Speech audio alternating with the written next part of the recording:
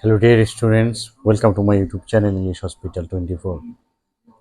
তো আমি আজকে তোমাদের সাথে স্পেশাল একটি ভিডিও লেসন শেয়ার করতে যাচ্ছি, কারণ হচ্ছে অনেকেই আমাকে কমেন্টে বলে থাকো যে এই গ্রামারের টপিকটি নিয়ে আলোচনা করলে সুবিধা হয়, এই বিষয়টি নিয়ে আলোচনা করলে সুবিধা হয়।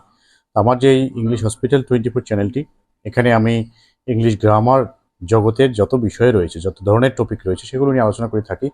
তাছাড়া স্পোকেন ইংলিশের যে বিষয়গুলো রয়েছে, স্পোকেন ইংলিশ কীভাবে শিখতে হবে, কীভাবে ইংরেজিতে ফ্লুয়েন্টলি কথা বলা যাবে, এই বিষয়গুলো নিয়ে আলোচনা করে থাকি।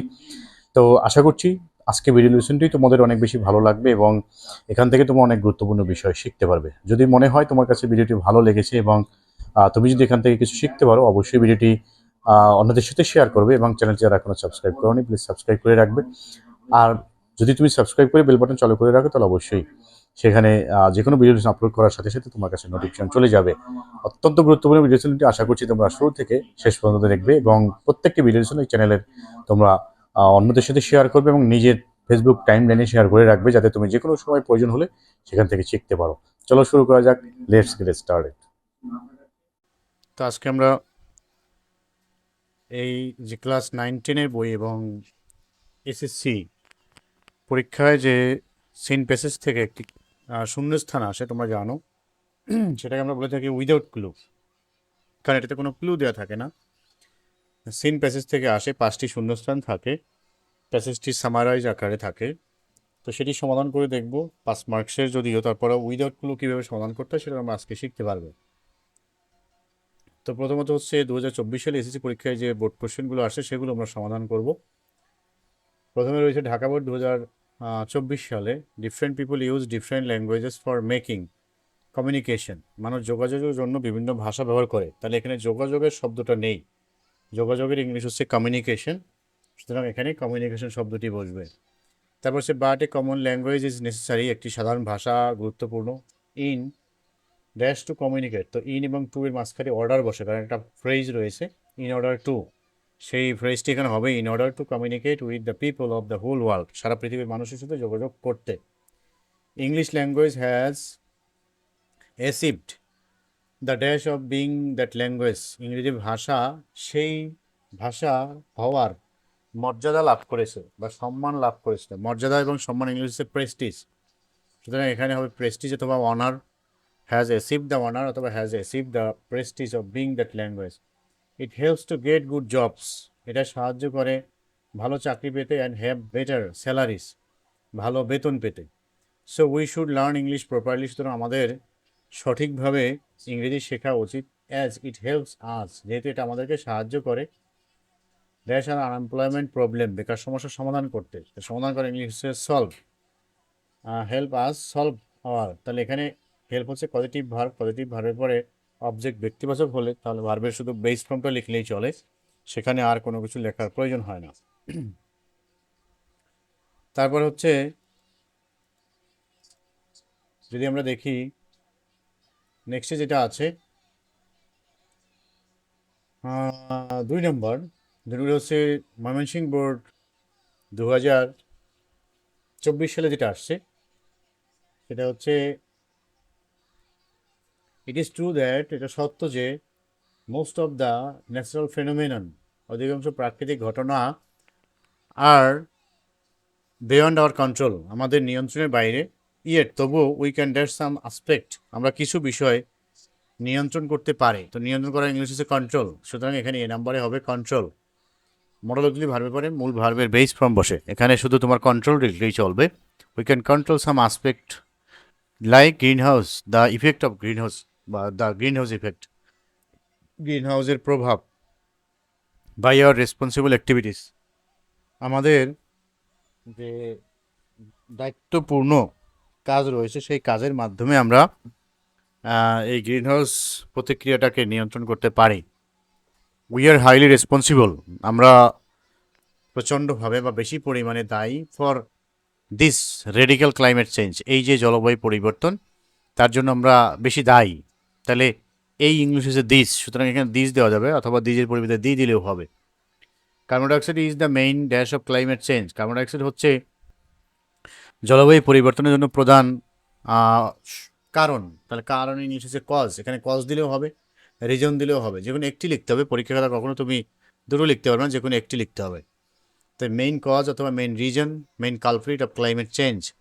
Carbon dioxide is being, carbon dioxide তৈরি হচ্ছে বা উৎপাদিত হচ্ছে, তাহলে এখানে প্রডিউসড, কারণ বিং এবং হ্যাভিং এর পরে বা বি এর পরে মূল ভার্বের পাস্ট পার্টিসিপল ফর্ম বসে, বি হ্যাভিং বিং, এরপরে মূল ভার্বের পাস্ট পার্টিসিপল, তাহলে এখানে প্রডিউসের পাস্ট পার্টিসিপল হচ্ছে প্রডিউসড, ইজ বিং প্রডিউস, তৈরি হচ্ছে, ইন দ্য অ্যাটমসফিয়ার, বায়ুমণ্ডলে, by burning of fossil fuels, জীবাশ্ম জ্বালানি পোড়ানোর কারণে। মোরোবার, এছাড়াও mineral oils and natural gas, mineral oil এবং natural gas are also used, ব্যবহার করা হয়, ফর ভেরিয়াস পারপাজেস, ভেরিয়াসের পরে এবং ডিফারেন্টের পরে প্লুরাল নাউন বসে, তাহলে এখানে হবে ভেরিয়াস পারপাজেস অথবা ভেরিয়াস রিজনস অথবা ভেরিয়াস কজেস, বিভিন্ন কারণে ব্যবহার করা হয়, তাহলে কজেস বা রিজনস দিলেও হবে বা পারপাজেস দিলেও হবে, যে কোনো একটি দিতে হবে। নাম্বার 3, এটা হচ্ছে তোমার রাজশাহী বোর্ড 2024 সালে আসছে। আমি কিন্তু প্যাসেজগুলো এখানে লিখিনি, কারণ প্যাসেজগুলো লিখলে অবশ্যই অনেক বেশি সময় লাগতো আমার, সেই জন্য আমি প্যাসেজগুলো লিখিনি, যেহেতু বোর্ডের নাম লিখেছি, তোমরা বোর্ড থেকে দেখলেই পারবে, অথবা এই প্যাসেজগুলো কোথায় আছে তাও তোমাদের অবশ্যই জানা আছে। সায়েন্টিস্ট হ্যাভ ড্যাশ আউট, বিজ্ঞানীরা খুঁজে বের করেছেন, তো খুঁজে বের করা ইংলিশ হচ্ছে ফাইন্ড, ফাইন্ডের পাশ পার্টিসিপল হচ্ছে found. Scientist have found out, বিজ্ঞানীরা খুঁজে বের করেছেন যে হাইড্রোজেন ক্যান বি, হাইড্রোজেনকে ব্যবহার করা যায়, তা ব্যবহার করা ইংলিশ বি, ইউজ, যেহেতু এখানে বি রয়েছে, তো বি এর পরে আমরা জানি মূল ভার্বের পাস্ট পার্টিসিপল ফর্ম বসে, একটু আগে আমি বলেছি। ক্যান বি ইউজড, ব্যবহার করা যায়, অ্যাজ রিনিউয়েবল এনার্জি সোর্স, নবায়নযোগ্য জ্বালানি উৎস হিসেবে। The nature is dash with hydrogen, প্রকৃতি হাইড্রোজেনে পূর্ণ, তাহলে field, the nature is filled with, passive voice হবে, এই জন্য মূল ভার্বের পাস্ট পার্টিসিপল ফর্ম বসবে অক্সিলারি ভার্বের পরে।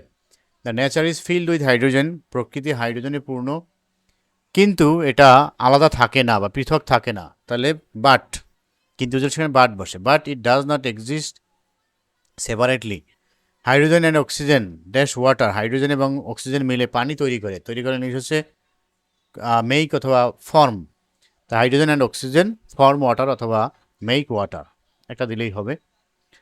4 number, it is learn from the passage, passage থেকে জানা যায় যে, প্যাসেজ থেকে শেখা যায় যে, যে বুঝলে সেখানে দ্যাট বসে, তার যে ইংলিশ হচ্ছে দ্যাট। গ্লোবাল ওয়ার্মিং, বিশ্ব উষ্ণায়ন, ইজ পোজিং, রাখছে, এ গ্রেট থ্রেট, বড় হুমকি, সুতরাং বি নাম্বার এখানে হুমকি শব্দটি নেই, হুমকির ইংলিশ হচ্ছে থ্রেট অথবা রিস্ক। টু ফিশ পপুলেশন, মৎস্য প্রাণীর উপরে বড় ধরনের হুমকি রাখছে। ফিশ পপুলেশন, মৎস্য প্রাণী, is not dash from the danger, বিপদ মুক্ত নয়, তা মুক্ত ইংলিশ হচ্ছে ফ্রম, ফ্রি, তাহলে is not free from danger of climate change, জলবায়ু পরিবর্তনে বিপদ মুক্ত নয়। ইট ইজ ড্যাশ দ্যাট, এটা ক্লিয়ার যে অথবা ইট ইজ প্রেডিক্টেড দ্যাট, ধারণা করা হয় যে, সাম স্পেসিস অফ ফিশেস, কিছু মাছের প্রজাতি, উইল বি এক্সটিংক্ট, হারিয়ে যাবে, ডিউ টু, ডিউ এর পরে সবসময় টু বসে, ডিউ টু, আর যদি কোনো নাউন বসে সেক্ষেত্রে সেটাও বসতে পারে, বাট প্রিপোজিশন বসলে সেটা হচ্ছে ডিউ এর পরে সবসময় টু বসে, কারণ ডিউ টু শব্দের অর্থ কারণ।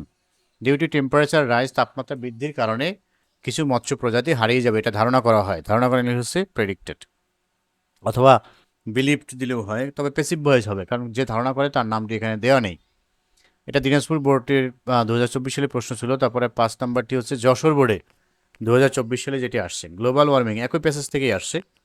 Global warming raises the stress on fish population, বিশ্ব উষ্ণায়ন মৎস্য প্রাণীর উপরে বড় ধরনের চাপ রাখছে বা চাপ তৈরি করছে। Fish population is severely affected, মৎস্য প্রাণী মারাত্মকভাবে আক্রান্ত, ড্যাশ টু, গ্লোবাল ওয়ার্মিংয়ের কারণে, কারণে বুঝালে টু এর আগে ডিউ বসে, ডিউ টু মিলে হলো একত্রে বোঝায় কারণ, due to global warming.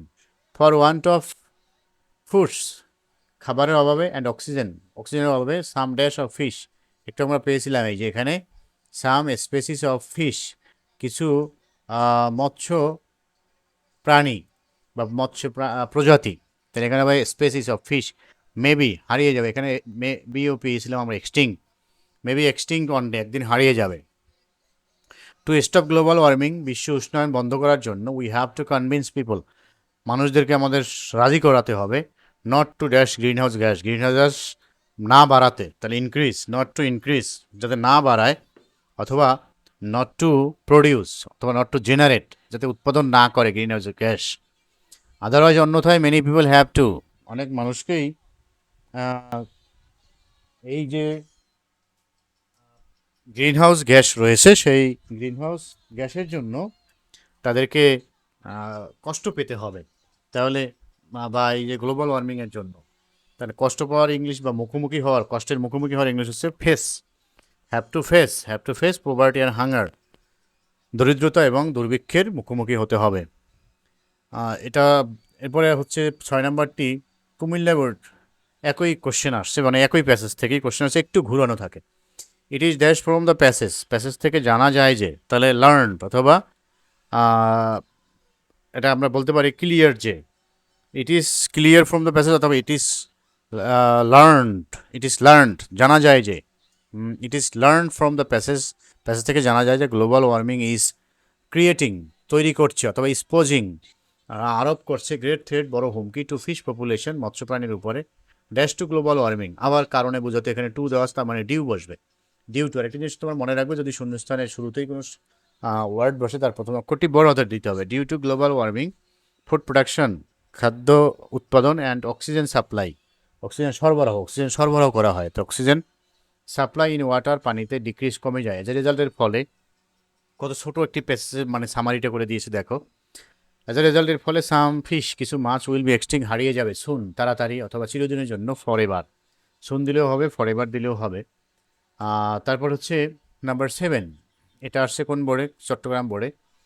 With the development of internet internet টেকনোলজির উন্নয়নের সাথে সাথে, এ নাম্বার অফ ওয়েবসাইটস, কিছু সংখ্যক ওয়েবসাইট হ্যাভ বিন ডিজাইনড, তৈরি করা হয়েছে, টু প্রমোট, উন্নয়ন ঘটাতে, দ্য রিলেশনস, সম্পর্ক, dash the people of the world, পৃথিবীর মানুষের মধ্যে। তাহলে মানুষের মধ্যে, অনেকের মধ্যে বুঝলে অ্যামং বসে, আর দুইয়ের মধ্যে বুঝলে বিটুইন বসে। তো এখানে অনেকের মধ্যে বুঝেছে, এই জন্য এখানে অ্যামং বসবে। By dash the social media মানুষ ব্যবহার করে, তো ব্যবহার করে ইংলিশ হচ্ছে ইউজ।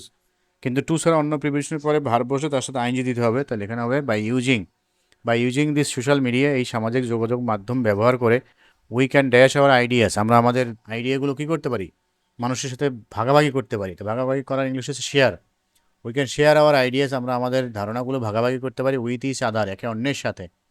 অ্যান্ড ফিল, অনুভব করি, as the citizen of global village, একেবারে গ্রামের নাগরিকের মতো, বিশ্বগ্রামের মতো। The social media are expanding very rapidly, social মিডিয়াগুলো খুব দ্রুত ছড়িয়ে পড়ছে। ফর ড্যাশ লো কস্ট, অল্প ব্যয় থাকার কারণে, থাকার ইংলিশ হচ্ছে হ্যাভ বা বি। সুতরাং এখানে টু ছাড়া অন্য প্রিপোজিশনের পরে ভার্বগুলো আইনজি হয়, সেই কারণেই এখানে আমাদেরকে এই যে ফর যেহেতু বসছে, এরপরে যে ভার্বটি আসবে তার সাথে আইনজি দিতে হবে। হ্যাভ দিলে হবে হ্যাভিং, বি দিলে হবে বিং। ইট হ্যাজ ব্রোড, এটা এনেছে, দ্য হোল ওয়ার্ল্ড, সারা পৃথিবীকে, উইদিন আওয়ার হ্যান্ড, আমাদের হাতের কাছে, অথবা উইদিন আওয়ার রিচ। রিচ দিলেও হবে, রিচ মানে নাগালের কাছে নিয়ে আসছে, আর হ্যান্ড মানে হাতের কাছে নিয়ে আসছে। 8 নম্বরটি হচ্ছে প্রীতিলতা। প্রীতিলতা একটি প্যাসেজ রয়েছে তোমাদের বইয়ে, সেটা, প্রীতিলতা ওয়াজ এ ফেমাস ফেস, একটা বিখ্যাত মুখ, in the history of anti British movement, British বিরোধী আন্দোলনের। She was A brilliant student, তিনি ছিলেন মেধাবী একজন শিক্ষার্থী, অ্যান্ড কমপ্লিটেড হার ড্যাশ, তার যে পড়াশোনা, গ্রাজুয়েশন তিনি শেষ করেছিলেন। এটা প্যাসেজে হুবহু মিল রয়েছে, বেথুন কলেজ থেকে। ডিউরিং হার কলেজ ডেজ, তার কলেজ জীবনে, শি ড্যাশ পার্ট, মানে অংশ, মানুষ গ্রহণ করে বা নেয়, তো নেওয়ার ইংলিশ হচ্ছে, এটা একটা ফ্রেজ, টেক পার্ট ইন, যেহেতু অতীতের কথা, পাস্ট টেন্স, সুতরাং এখানে আমাদেরকে টেকের পাস্ট ফর্ম লিখতে হবে, টুক। যে she took part in the anti British movement, তিনি ব্রিটিশ বিরোধী আন্দোলনে অংশগ্রহণ করেছিলেন। শি হ্যাড টু ড্রিমস, তার দুটো স্বপ্ন ছিল। ওয়ান ওয়াজ এ সোসাইটি, একটা ছিল সমাজ, জেন্ডার ডিসক্রিপশন মুক্ত, ইংলিশ হচ্ছে free, from. One was a society free from gender discrimination, লিঙ্গ বৈষম্য মুক্ত। And other was her motherland, অন্যটি ছিল তার মাতৃভূমি, without British colonial rule, British উপনিবেশিক শাসন মুক্ত।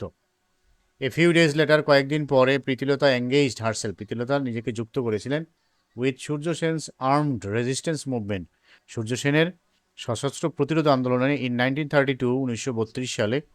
She dash the Pahartali European club, তিনি পাহাড়তলি ইউরোপিয়ান ক্লাব নামে একটি ক্লাব ছিল, যেটায় বাঙালিদের ঢুকতে দেওয়া হতো না, সেটাতে তারা আক্রমণ করেছিলেন। তা আক্রমণ করা হচ্ছে অ্যাটাক, যুদ্ধ অতীতের ঘটনা, সেজন্য হবে অ্যাটাকড, ভার্বের past form. She attack the Pahartali European club in the guys of a man, পুরুষের ছদ্মবেশে।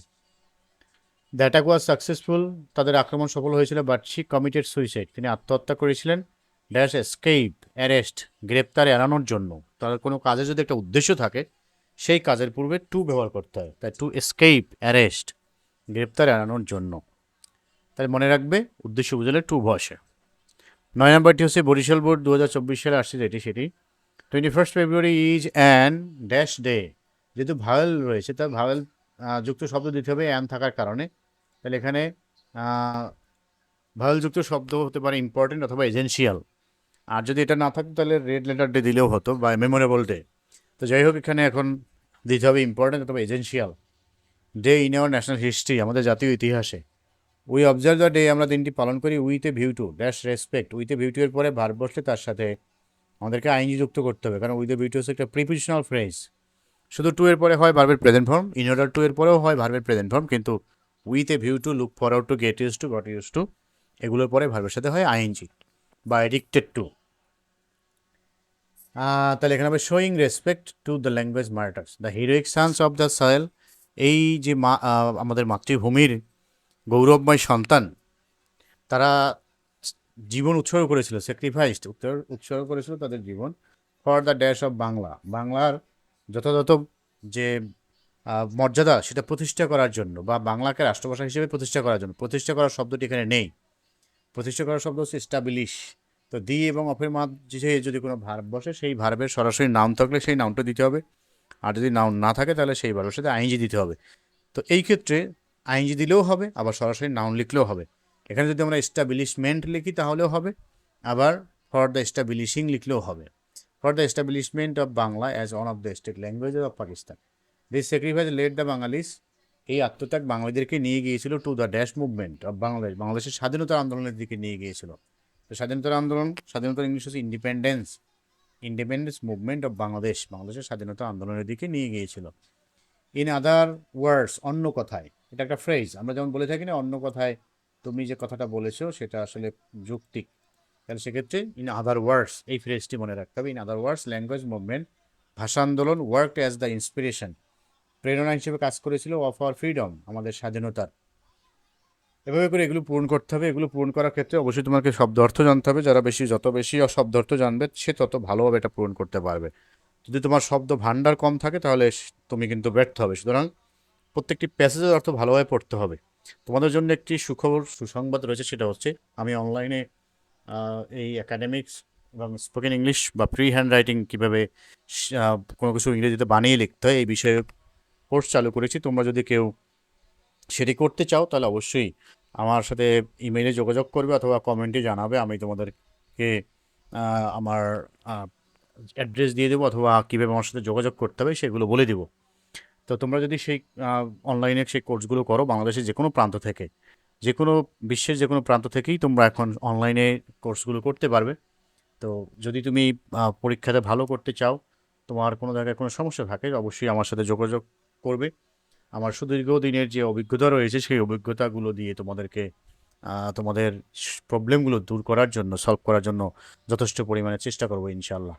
তো আজকে এখানে শেষ করতে চাই। I wish you all the best. Thanks for watching. Thanks to all.